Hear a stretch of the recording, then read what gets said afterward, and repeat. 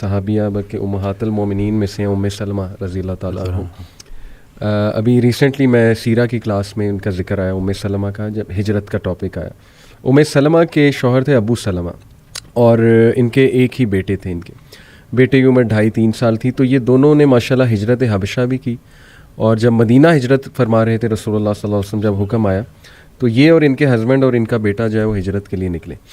تو ہوا ایسے کہ قریش مکہ والے آ گئے اور انہوں نے کہا کہ ابو سلمہ تم تو جاؤ، تم قریشی نہیں ہو، ہمیں تم سے کوئی سروکار نہیں، لیکن یہ جو عورت ہے نا یہ قریش کی ہے، یہ اور اس کا بیٹا یہیں رہیں گے. تو انہوں نے دھمکا کے، مطلب ظاہر ہے کہ ان کے پاس وہ ویپنز وغیرہ تھے، انہوں نے دونوں کو جدا کر دیا، ہسبینڈ وائف کو.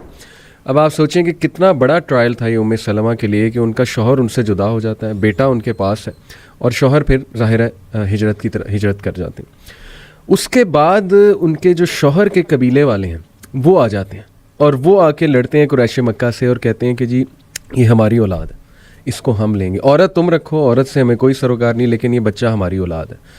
اور لڑائی ہوتی ہے یہاں تک کہ ایک طرف سے وہ کھینچ رہے ہوتے ہیں، ایک طرف سے قریش مکہ بچے کو کھینچ رہے ہوتے ہیں، اور بچے کا نا آرم ڈسلوکیٹ ہو جاتا ہے. تو وہ چیخ اٹھتی ہیں درد سے ام سلمہ اور کہتی ہیں کہ خدا کے لیے بس تم لے جاؤ اس کو، لیکن اس بچے کو چھوڑ دو. یعنی ماں کا دل آپ کو پتہ ہے کیسے تڑپ اٹھتی ہیں. اور روایات میں آتا ہے وسیم بھائی کہ بچہ وہ لے جاتے ہیں، 6 ماہ ام سلمہ وادیوں میں جا کے روتی ہیں. 6 months یہ پورا پیریڈ بتایا کہ ڈیلی رات کو جا کے ان وادیوں میں روتی ہیں جا کے. یعنی آپ دیکھیں کس اینگوش اور کس پین میں وہ مدر ہوگی کہ شوہر بھی، لیکن ہوپ تھا، اللہ سبحانہ و تعالیٰ کے لیے کر رہی تھی نا، اور انہیں پتا تھا کہ اللہ کی طرف سے ٹیسٹ ہے، اور میری نیت تھی، میرے شوہر کی نیت تھی، ہم نے رسول اللہ صلی اللہ علیہ وسلم کے پاس جانا ہے، ہجرت کرنی. دیٹ کیپٹ ہر الائیو ماشاءاللہ، that kept her moving on daily, you know getting early, getting up with a motivation and hope. Although بندہ روتا ہے بہت، جیسے میں نے کہا 6 ماہ وہ روتی رہیں. پھر ہوا یہ کہ ان کے جو لوگ تھے انہیں ان پہ ترس آیا کہ یہ بہت روتی ہیں، 6 ماہ روتی رہی ظاہر ہے. تو انہوں نے پھر ریکویسٹ کی اور صلح صفائی کرا کے ان کا بچہ ان کو واپس لوٹا دی، اور پھر انہیں اجازت بھی دے دی گئی کہ جی آپ جائیں ہجرت کر جائیں. اور وہ ہجرت کر کے گئی ہیں. اور وسیم بھائی ہمیں یہ پتہ ہے کہ ان کے شوہر کی ڈیتھ پھر ہو جاتی ہے ابو سلمہ کی، اور ان کی دعا بڑی مشہور ہے ام سلمہ کی. جب ان کے شوہر کی ڈیتھ ہوتی ہے تو یہ کہتی ہیں انا للہ و انا الیہ راجعون، اللہم اجرنی فی مصیبتی واخلف لی خیرا منہا. کہ اللہ، ایک تو انا للہ و انا الیہ راجعون کا تو ظاہر ہے میننگ ہمیں پتہ ہے، اور اللہ اس سے بہتر اب چیز مجھے جو ہے عطا کر، یہ جو میرا لاس ہو گیا. تو ام سلمہ کہتی ہیں کہ مجھے لگتا تھا کہ ابو سلمہ سے اچھا ہسبینڈ مجھے نہیں مل سکتا. اوبویسلی بہت ان کا ایک گہرا تعلق تھا آپس میں.